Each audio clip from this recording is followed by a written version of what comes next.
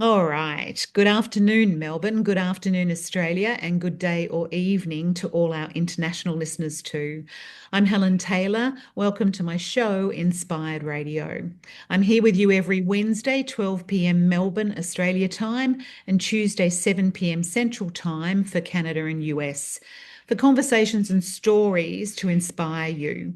This is the BBS Radio TV platform, and we're going live to over 200 outlets worldwide. Before I get started, sponsors. Thank you, sponsors. Thank you for everybody that helps to keep this show going. You are part of the foundation. Thank you very much. Inspired Radio is all about change, getting uncomfortable and shaking up the status quo, because we're breaking free from limiting systems and limiting lives, and we're embracing our infinite potential. My guests are here to tell you how they're doing it. So let me introduce the guests today. I've got Donna and Peter here from Corruption Whistleblower.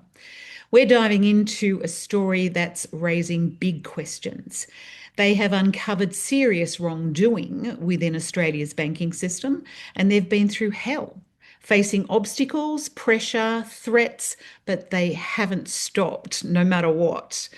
I last introduced them or interviewed them on the 15th of December, and they're back to share with us with what's been happening since, what's been unfolding. So let's have a conversation and then you can decide for yourselves. Peter and Donna, thank you so much for joining me again. Welcome. You're welcome. Thank you very much. Yes, thanks, Helen, for having us on your great radio station. And thank you to all the viewers for giving us their time and listening. It's Absolutely. Listen up, very everybody. privileged. Listen up. This is good conversation and good information. So, we spoke about in December last year, you were serving the banks. Can you give us a recap of what was happening then for the people? Yeah, sure. I can do the recap, and then Peter usually picks up when I run out of recapping. He's the more in-depth guy. So yes, we did serve them a final notice of demand that came from all of the trillions that they do owe the people. Because as we'll just touch on what was supposed to happen, they were given, ANZ Bank, all the top banks. It was about 9 banks, including the Reserve Bank, were given trillions and trillions of dollars each, hundreds of thousands. It's all in the documents on corruptionwhistleblower.com. You'll see the fine tuning of those documents and the detailed amounts that they were actually given in 1966 and 1967. Now, they were supposed to keep that for 30 years. This is under the Alpha Omega Trust. For the And people. then they were supposed, yeah, and so then they were supposed to have interest on that for 30 years, and 50% of that interest was supposed to go to the people in, say, around 1997. But Yep. clearly that didn't happen. Mhm. So, now we're pretty much up to another 30 years. So they're supposed to do their second drop of money on the people, and that still hasn't happened. And they're hiding the funds, or they don't know they're there. They've got them on hidden ledgers. But we have received other documents, even after we've served them, that show that the funds have gone into their accounts. Mhm. So now we're gathering together a court case and waiting just for a few more documents to come in so that we can start to put it through court. Would you want to say about the Yeah, rest of so that? we'll be chasing a court order for them to return the funds to the original bank accounts. There already is a current court order out of the US for them to do so, but because we know our court system here are absolutely compromised, there's no question about that, absolutely Mm. compromised. We have to go through the processes because we don't want the banks um, saying, and the reason why we've been delaying is because we're waiting for a couple of documents, and we don't want to give the banks the opportunity to say or request a court order for the originating source of the funds, even though there is that current court order out of America requiring them to put the funds in over there. So we need our own court order here because we know that they'll probably ignore it and say, well, that's an international order. You haven't got jurisdiction here. It does. So once we get this last few pieces of paper or documents, nailing down the original source of funds, because we've got the documents that show the transactions. Well, that's what I wanted to say. You've got this is all for everybody listening. This is evidence backed. All of it is Absolutely. evidence backed. Yes. Yes. Yeah. Look, we, as the corruption whistleblowers, we only write briefs of evidence. We don't muck around with anything that's untrue. Everything has to be proven. Sure. And so anyway, so that's the process at hand at the moment. So we're waiting for that to take place, and it's getting closer and closer. So once we get those final documents, we'll be filing them into the courts, requesting a court order that they return the funds, and we'll see what they do. But what we think will happen is the banks will most likely, if we can get any justice in this nation, but they will most likely break. They, without putting too much information there, they'll probably break, and the original funders of the banks will hopefully take over those banks, and then that money can go to the people who it was supposed to go to, instead of them making money a scarcity when it's actually an abundance of money in this world.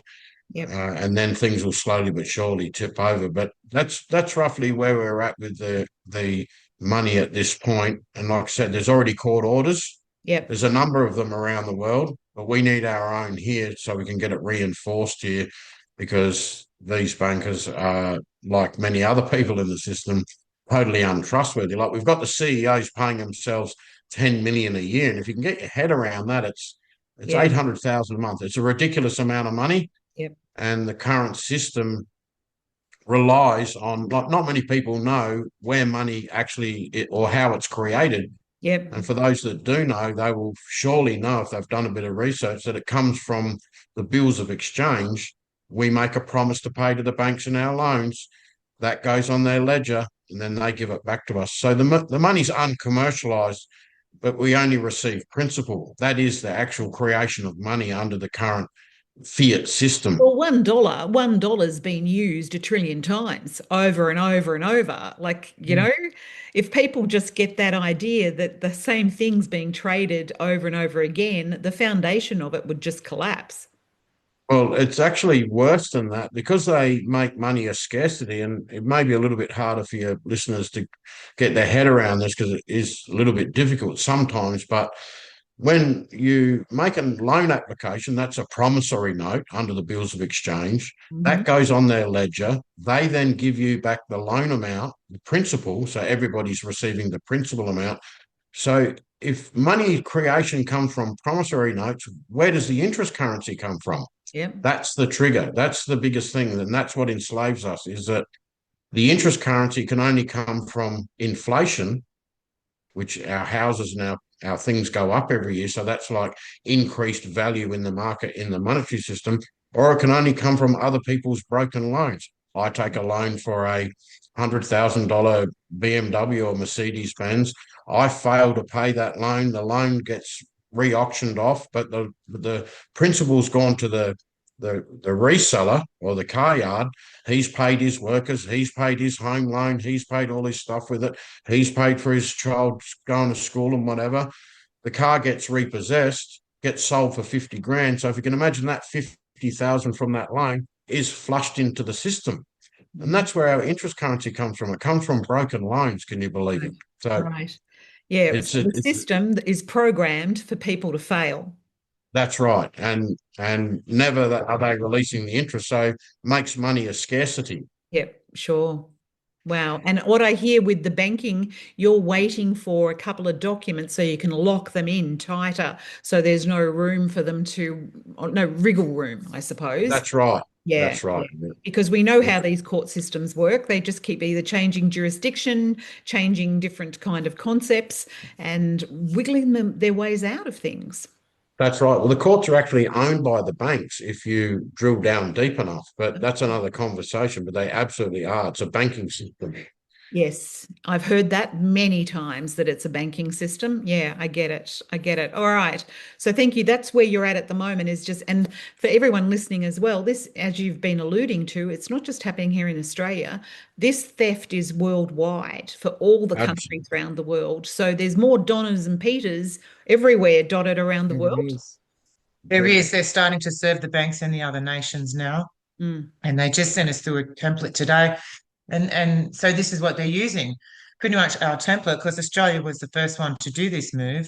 Okay. So pretty much the template that we created to hold them to task is now going around the world. And so more banksters are being served, and wow. and hopefully can Yeah. So it's Can good. I just, while we're on that topic, from the whole world, say thank you to both of you for the hard work that you've done and for creating that template. Everybody needs to know that it started here, right? It started with you two. Yeah, It started here in Australia. Thank you. Thank you yeah, it very did much. actually. You're Yeah, welcome. It's our duty, really, it is. yeah, Hmm. very much. So that's all the Absolutely. Alpha Omega Trust. If you want to know more, the videos are up on corruptionwhistleblower.com.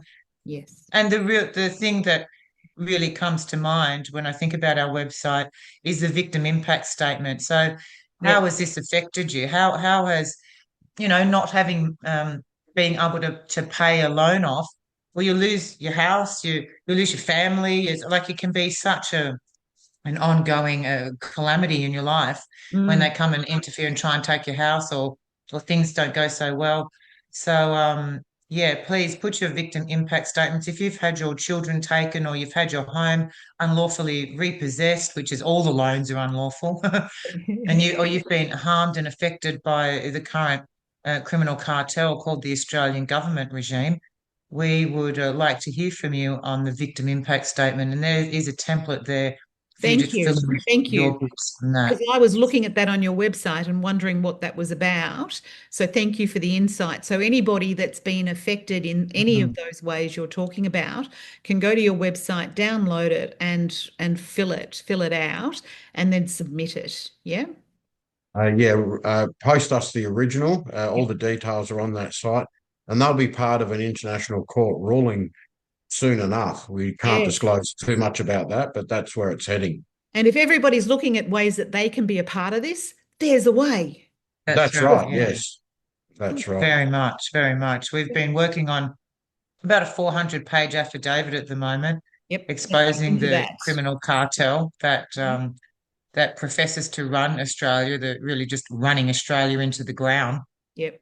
So we're all quite aware of what's happening, and the unlawful cartel that's running us. So we've proceeded to bring up key points in history that show that we have an unlawful and invalid criminal cartel running the nation. Yep. And we'd like to just spend some time unpacking that with you. Please, please.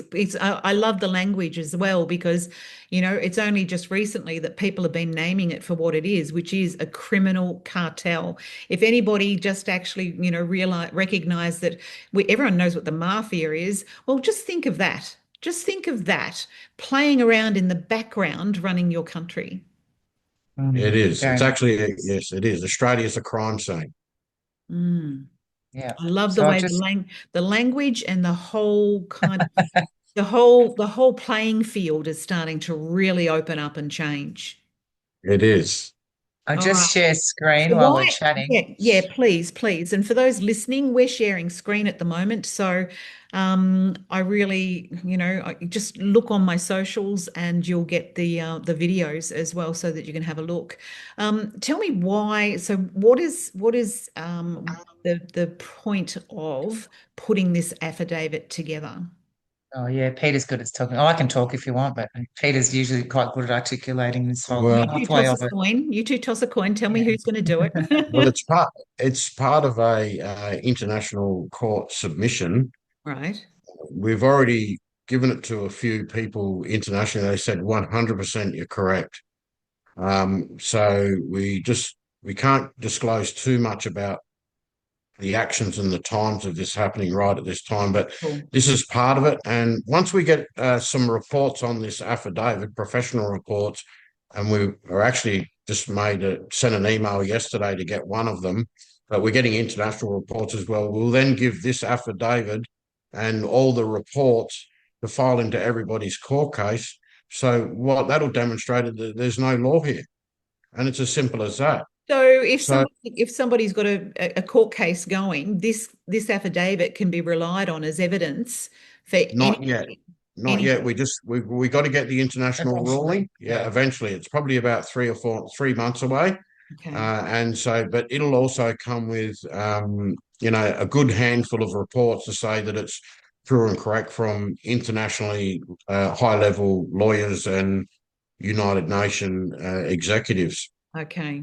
It's Okay. very insightful of you, Helen, to figure that out. That's exactly right. Uh-huh. It can be Okay. used in court matters, but still, not to get people who are criminals off, because it still do no harm. We still eventually fall back under, at the moment, international law and and common law, really.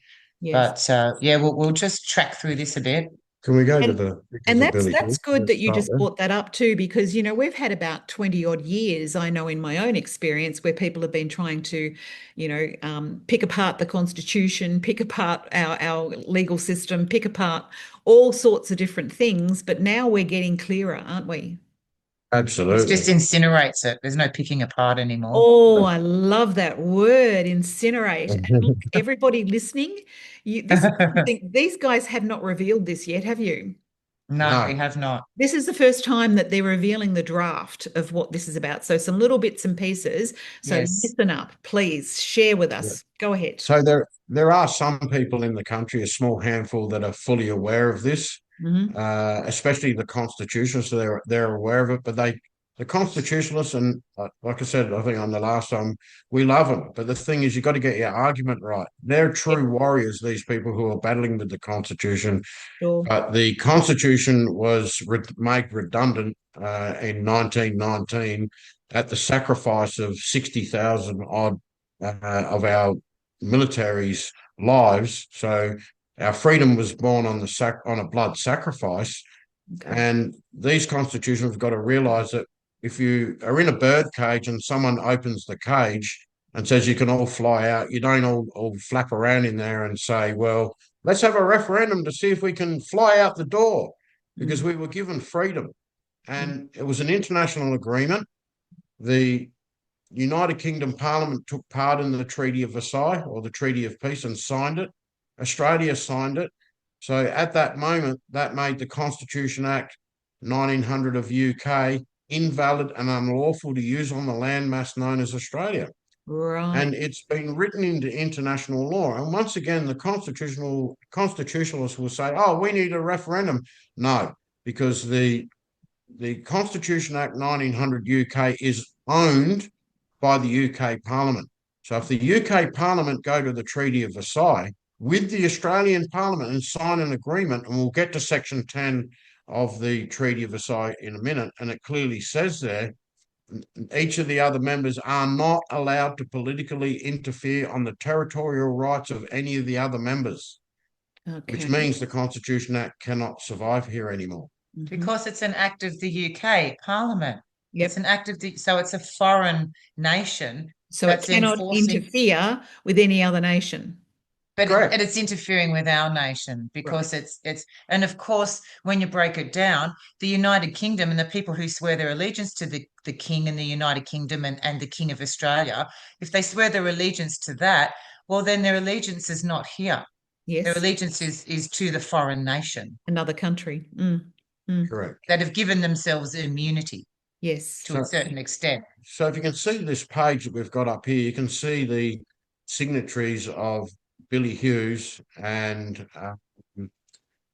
what was his name? Cook and Joseph Cook, yeah. Joseph Cook.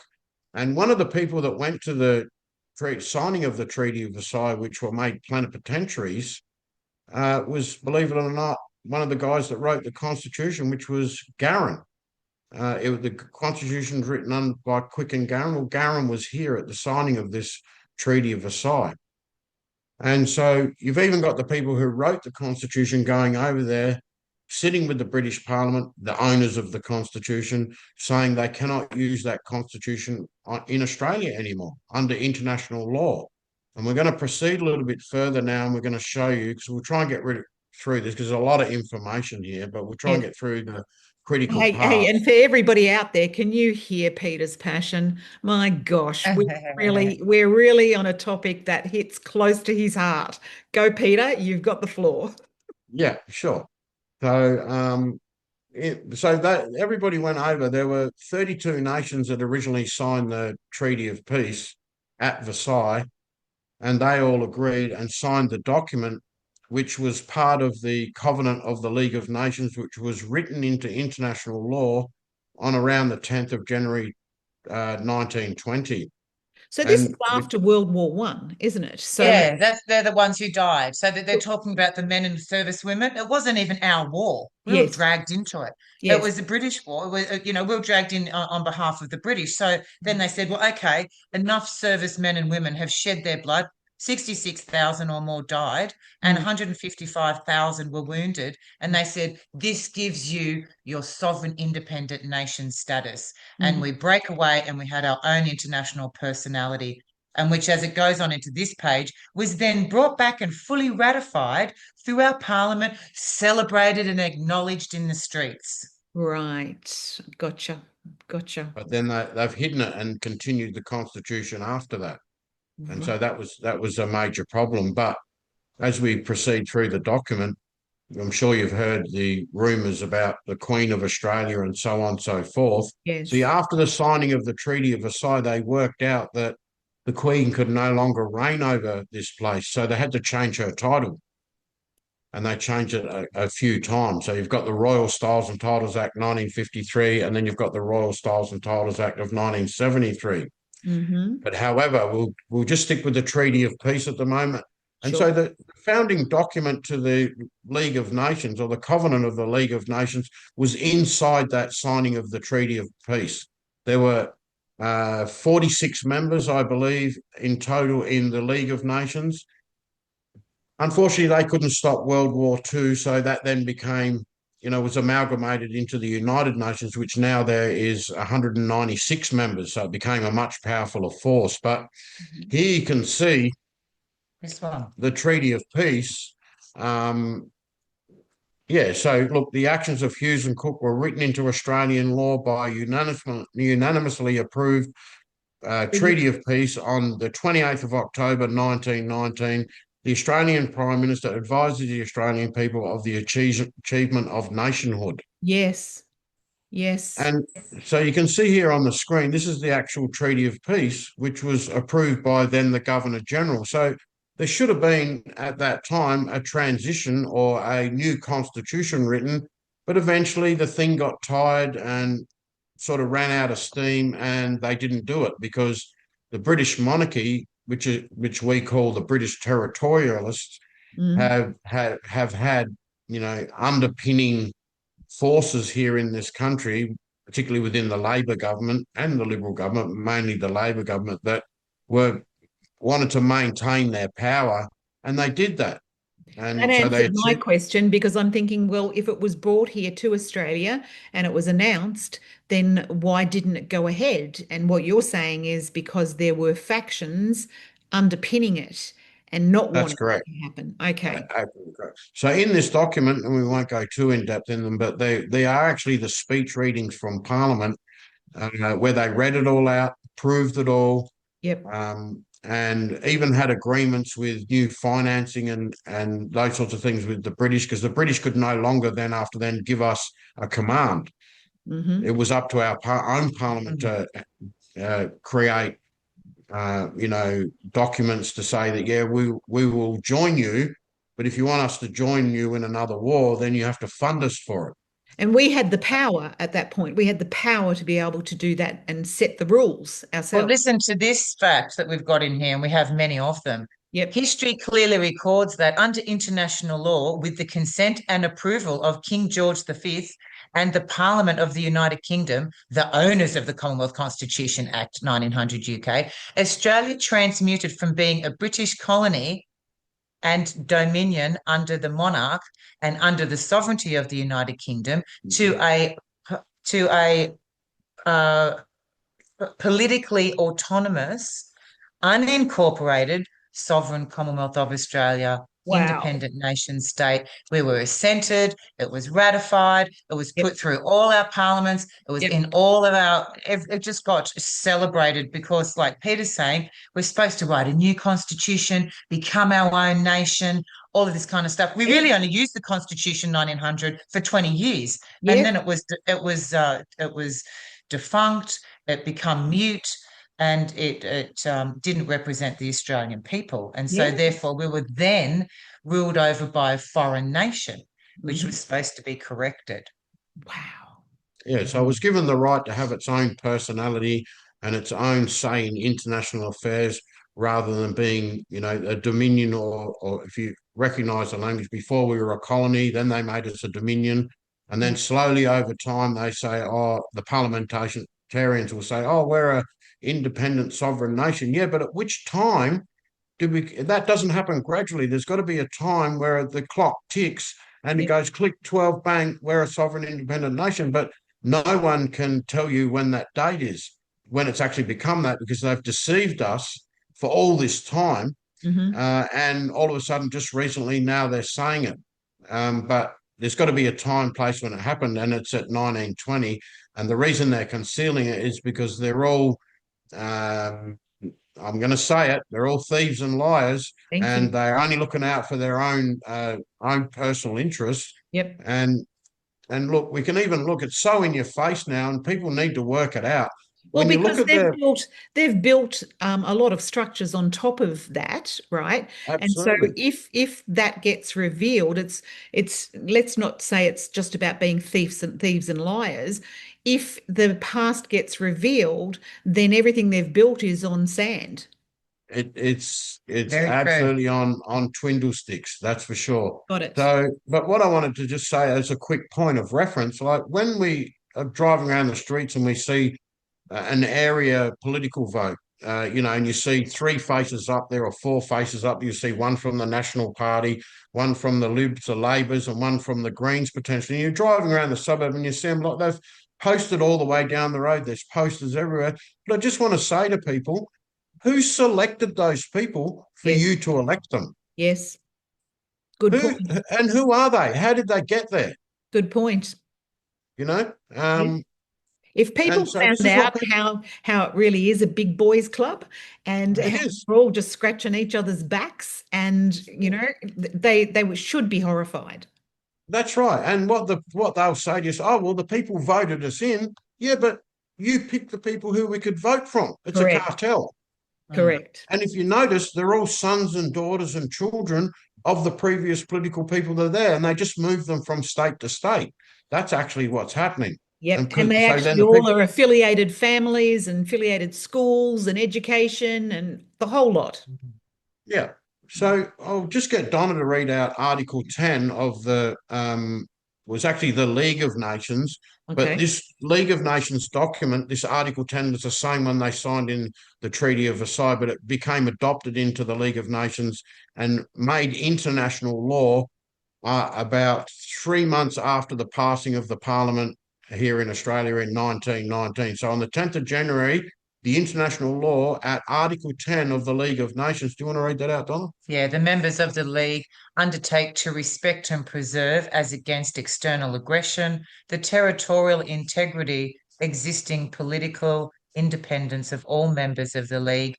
In case of any such aggression, or in case of any threat or danger of such aggression, the Council shall advise upon the means by which this obligation shall be fulfilled. And this is one of the things that the League of Nations sort of failed in its responsibility, because we're 46 or 45 nations around the world signed this agreement. And as you can see in there, so it shall refrain from political interference. And political interference. I mean, this is sounding like what we're all being told when we're on hold on a phone at the moment. Don't have that aggressive behavior and whatnot, right? It's like, back then, they were saying if there was any type of aggression, what were they alluding to there? Well, as in police officers from another nation wearing the crown badge on our territorial lands after we were given our own personality by the blood sacrifice of our soldiers and our 150,000 or 60,720 soldiers that were mutilated in the First World War, and the 155,000 injured.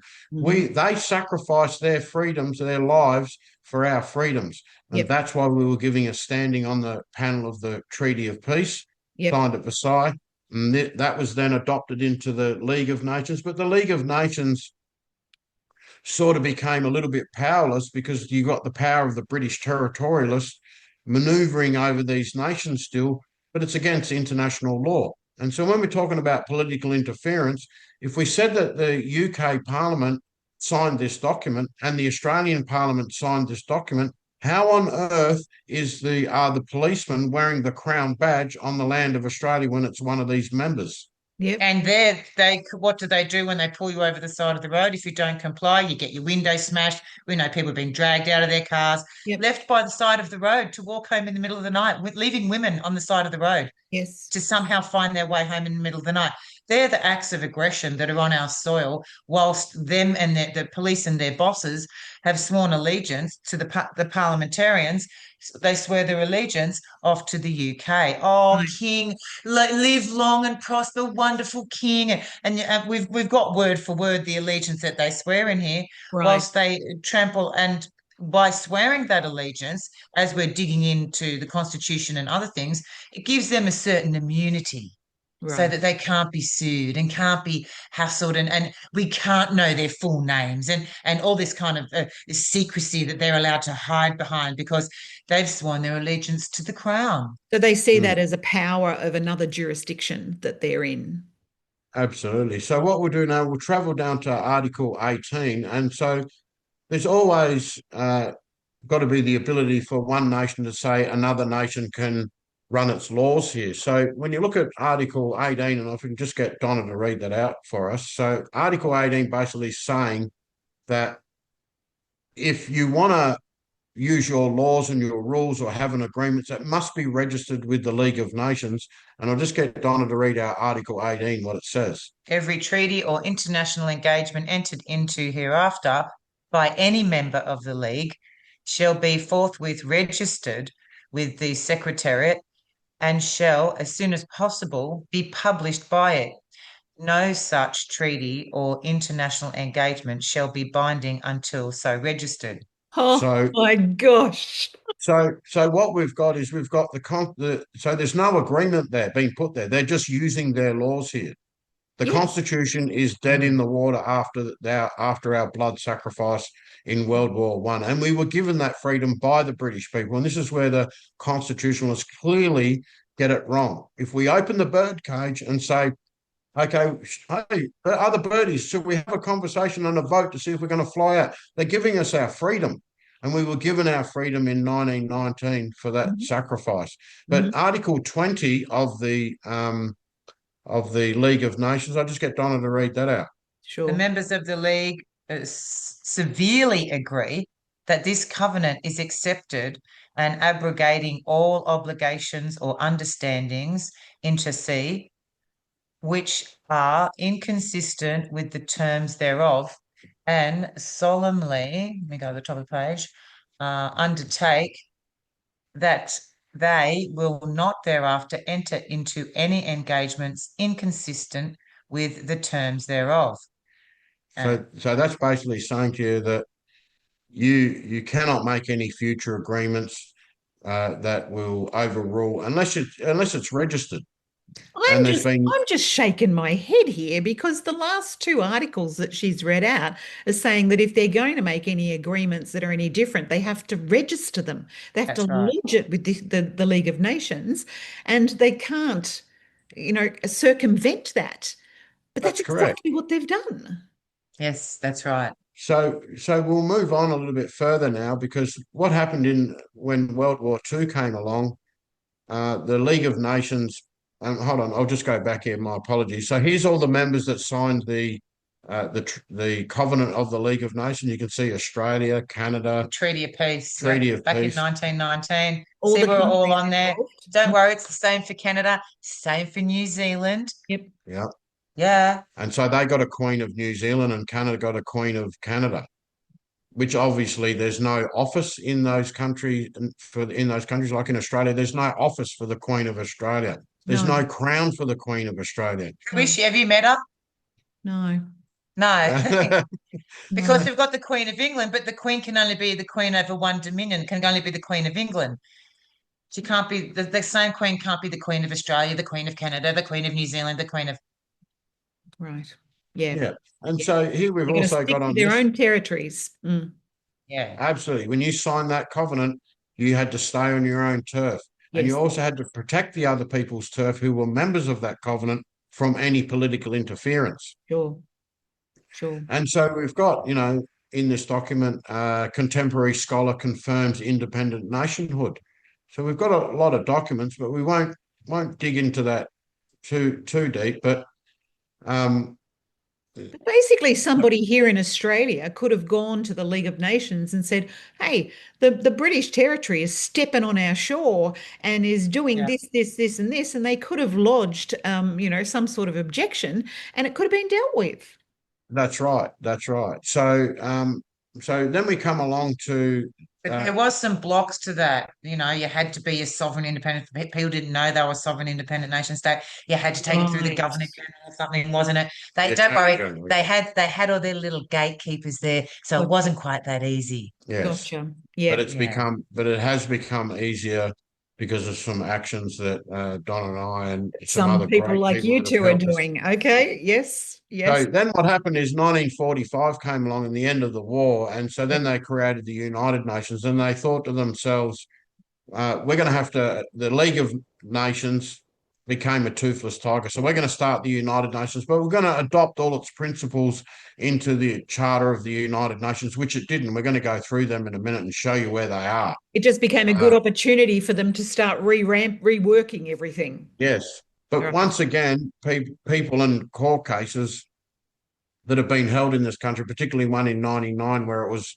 run before one of the despicable High Court judges who makes one decision one day and then makes another decision the next day and then opposite the day after. And we've actually got these court cases in this document here. But however, in 1945, the same as in 1919, Australia and England were founding members of the Covenant of the League of Nations, but we were also founding members of the Charter of the United Nations. We were founding members, and that was run through our parliament here. Mm-hmm. And so it turned into an act. It turned into an act for Australia that we were an independent sovereign nation state. So it was passed into what we would call domestic law. And who so, did that? Sorry? And who did that? Who was the country? I can't remember his first name. It was something or other, Ford and another gentleman. They went over there. But the United Nations is a group of people that have been actually torn into. You do have a good side, but you've got a bad side there. So they're wrestling with each other as we speak. Right. But it was actually passed into international and passed into domestic law. And I'll just bear with me a second. Legislative for ratification was effective through the enactment of the Charter of the United Nations, which received royal assent on the.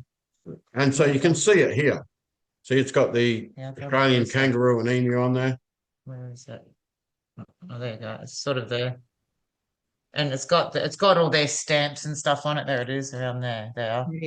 Radio. So it's got all their fake seals and everything on it. So if you go into section 4 of that document, it says this act binds the Crown, which means they have to follow the rules that are in the covenant that are in the. Once again, there's more rules in place. That's right. And so they were becoming founding members.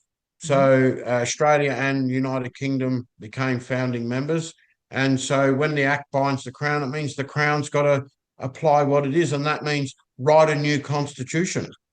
Okay. Because and if you can see here, we've got also here in the Act's interpretation, section 2A, which tells you what binds the Crown. And it binds the Crown in all its aspects, binds the government, binds its workers, binds all of them. They must comply with this United Nations Charter. Okay. Yep. And that means you, Mr. Policeman. Means Mr. But the thing is, what the policemen are supposed to, not just the policeman, see, the policeman at the moment can't apply for abide by it because he's wearing the Crown badge. This is the problem. So what we're going to do is we're going to have a look here now, and we have written in this document here to Attorney Generals and asked them, what does Act bind the Crown? Okay. And I'll let Donna read out, what does the Act bind the Crown? Can you just go back to the paragraph that I wrote to them and read it out? Yep. When I'll just go back to the We wrote to the 6 or 7 attorney generals, and Yes. only 2 responded to us. But they actually gave us the answer that when the act binds the crown, it means. I'll just get Donna to read it out. So this is So Peter to the This we're is writing Paul. to the Attorney General, all the Attorney Generals we wrote to. So please, can you confirm below status of the specific expressed words in certain acts, namely the following: Act binds the Crown in the right of the Commonwealth of each state, of Australian Capital Territory and the Northern Territory. Am I correct in assuming when an Act of Parliament legislation expressed the words binds the Crown, it means that all governments, including all its departments, ministers, agents, and statutory bodies, must comply with the law just like ordinary citizens and companies? Now, what that's saying is that, of course, they give themselves the same immunity that the Crown has. You have to take it to one of their courts to try and, you're one of their courts that they're all in, or with their mates, but to try and get any justice. Yep. So why I was asking that question, because this act binds the crowns in the Charter of the United Nations passed into domestic law in this country.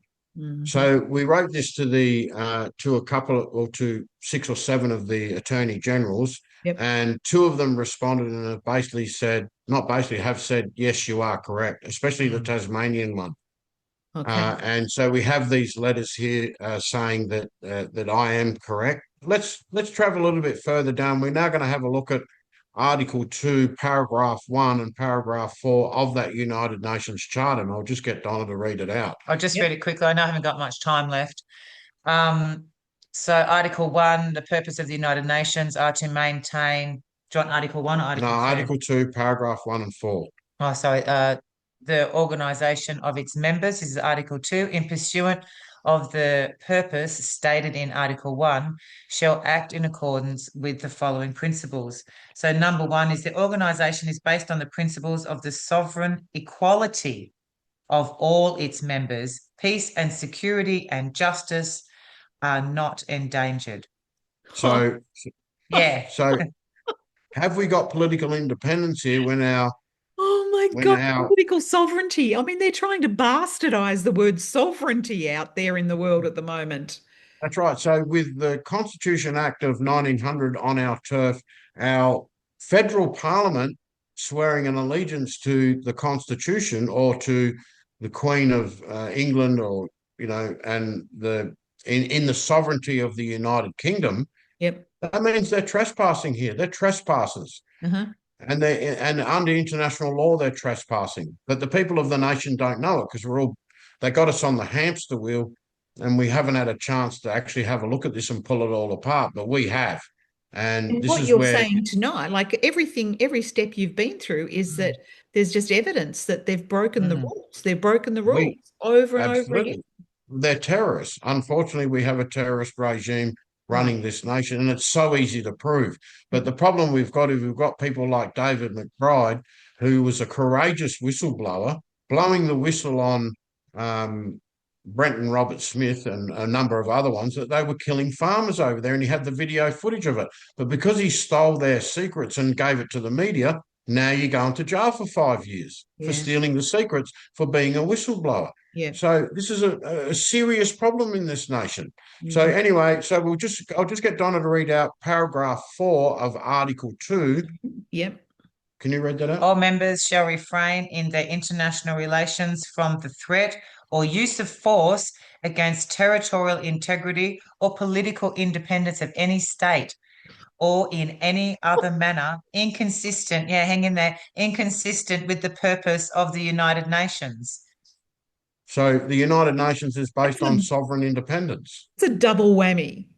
Oh, it goes on and on. Hey, guess what? I figured out who the sovereign citizen is. So who's sovereign? Who says they're sovereign? The Queen. The Queen's the sovereign, isn't she? Or the King. Or the King. The King or the Queen, the monarch. They're the sovereign. But who's a British citizen as well? The King or the Queen. So they're the ultimate sovereign citizen, the King and the Queen. Because they're pretending to be sovereign over us, but they're also coming under like a British citizen. So don't think you're a sovereign citizen. Please, you're not. Only the Queen's a sovereign citizen. And the reason We'll that leave they're her with citizens, that title. Yes. We'll leave her with that title. yeah, and the reason they're citizens because they're British subjects, and under the Act of Settlement, we won't have time to go into that today, but under the Act of Settlement, they are actually British citizens. Okay. Mm. Yeah. Of course, the Queen's subordinate to the United Kingdom Parliament. She's not in charge of it. She's subordinate. She can't leave the country. She has to ask it. She's, and so, we find out she's not even supposed to be coming over signing anything. That's just another whammy. Yes. Yes. So if you can imagine, so Article 10 became Article 10 in the Covenant of the League of Nations became Article 2 in the Charter of the United Nations. And Article 18 became Article 103 or 102 in the Charter of the United Nations, which says basically the same thing. If you're going to use your laws on another nation, then you must register it. And absolutely. And Yeah. if you've got any agreement before, you have to do all your efforts to get rid of it because the Charter of the United Nations reigns supreme. And it also tells you how you're supposed to behave as well. Yeah, correct. It does. Yeah, that's right. Correct. And so we've also got these two United Nations resolutions, 1965 and 1970, which clearly indicates that, and I'll just get Donna to read it out here. Well, we haven't got much time left. Yeah. So it's basically to get rid of colonial. We're doing all right. We've got to get these resolutions saying that we have to get rid of colonial powers. Mm. Yeah, it's instructing us to get rid of the colonial powers, which we've already done, but clearly they haven't abided by. They keep wiggling their way in here. Yes. So again, the Australian government keeps perverting the course of justice. Well, it's also putting up a false flag that gets everybody distracted and confused about what's going on. And so I bet you no one can point a finger at how much Australia donates to the United Nations every year. And I'll tell you, it's $5 billion. And here's the chart here. That's how much we donate to the United Nations programs, $5 billion. So for them to donate, and that's from our taxpayers' money, and not comply, they're war crimes. Yeah. They're committing war crimes against the what are we donating that money for? Exactly. Well, they're for rebuilding projects. I don't necessarily have too much of an issue with it, but we don't have any accountability of where it's going and what it's doing. But that we really just put that in there for people like Justice Hayne that said it hasn't been passed into domestic law. And that was in a High Court case in 1999 against some very courageous people who wrote the book called The Concealed Colony. And basically, the High Court justices are just running over these facts. But we're here to express these facts and tell everybody that we have a government that doesn't comply with international law. That's right. And it does what it wants.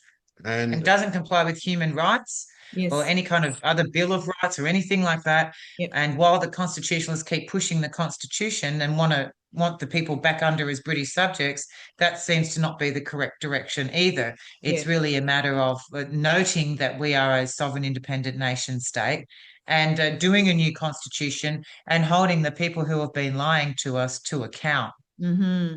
So this criminal cartel has been in the background the whole time, and every time the rest of the world is trying to get them to conform and comply and stick to the rules, they've just been ducking and weaving along the way. Very much. Absolutely. Very much. But their time is near, that's for sure.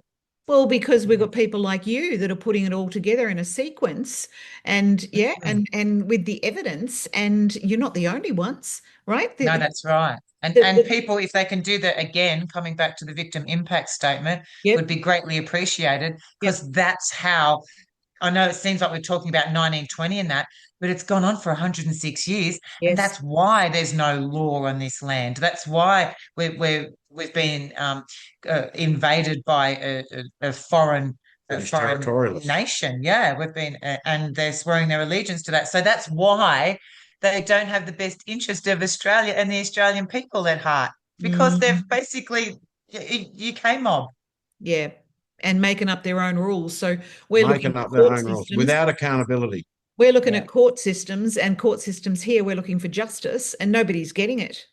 You can't get it. Nobody's It's not getting here. it because, as you This said is earlier, their banking systems now. I even went to court recently with someone, it was a family court issue, and the judge clearly said this out loud.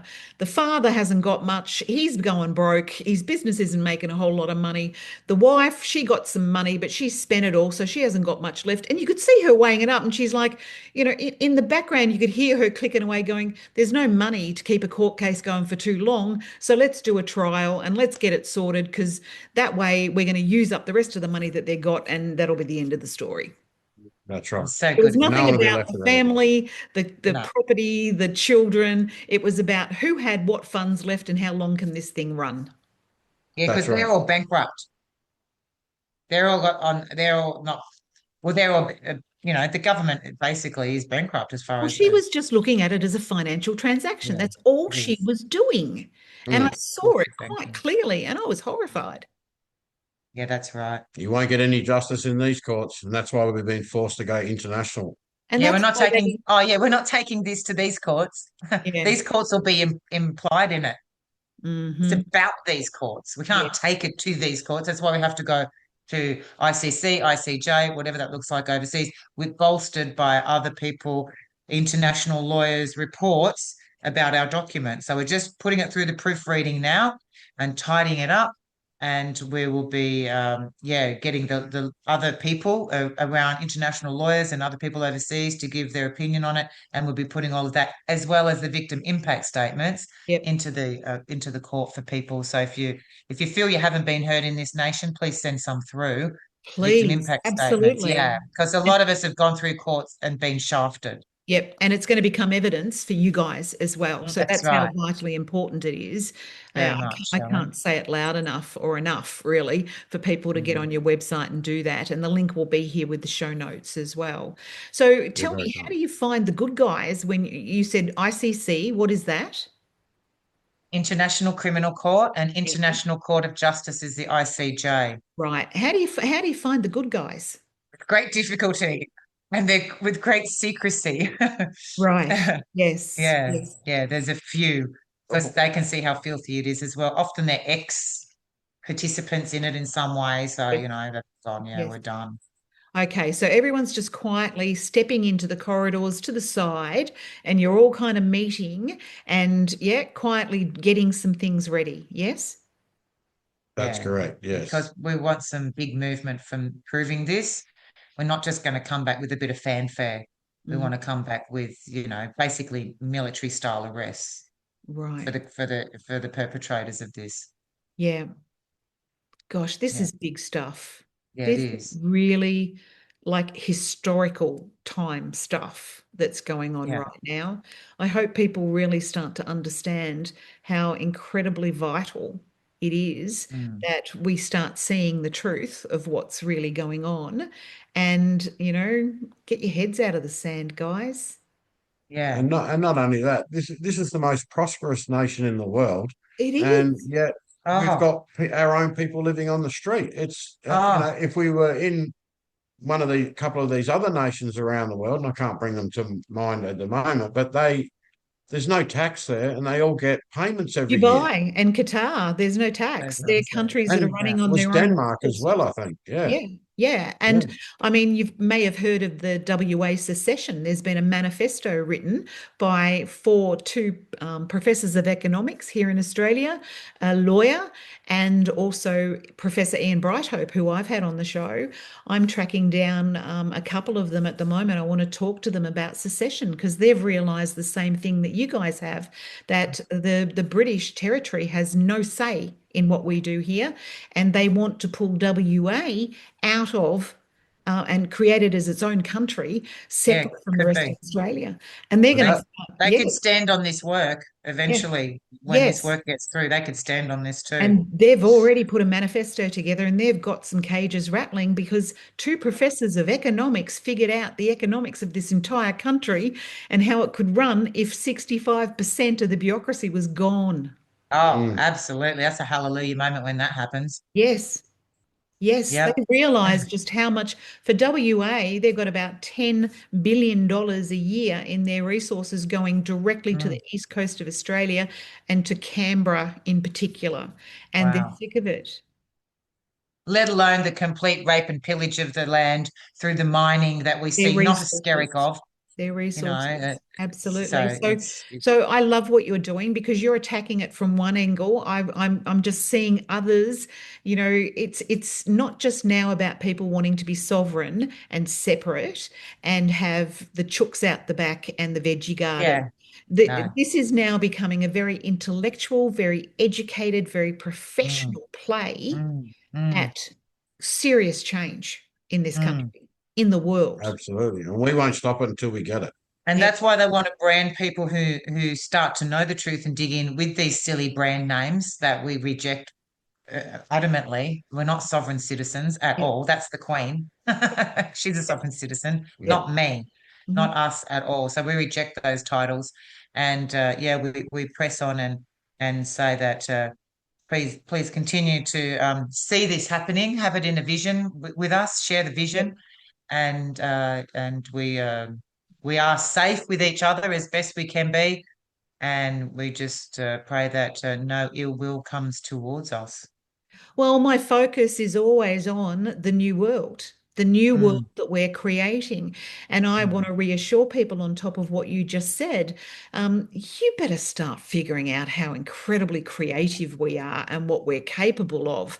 Mm. Because if you focus entirely on that new world full of kind, loving human beings, then nothing else can touch you. And I can't stress that strongly enough. I've had enough experiences in my own lives, and you may have too. It's like it just that old corruption and whatever, it can't come near you. And if that we just, we and the light keeps shining in and showing us where it is. that's it. So there That's it is, it. there it is, there it is, and this is how you deal with it now. Whereas we're a bit Yes. kind of confused before, That's but a now that great way of explaining it. Thank you very much. Yeah, the light is just exposing it and also mm, giving us the ideas and the imagination as well as what to do and with it. if people want to read a prelude to this document, they can get the Concealed Colony because we really are standing on the shoulders of those incredible men and women who did that. The The Concealed concealed Colony is a colony. fantastic document.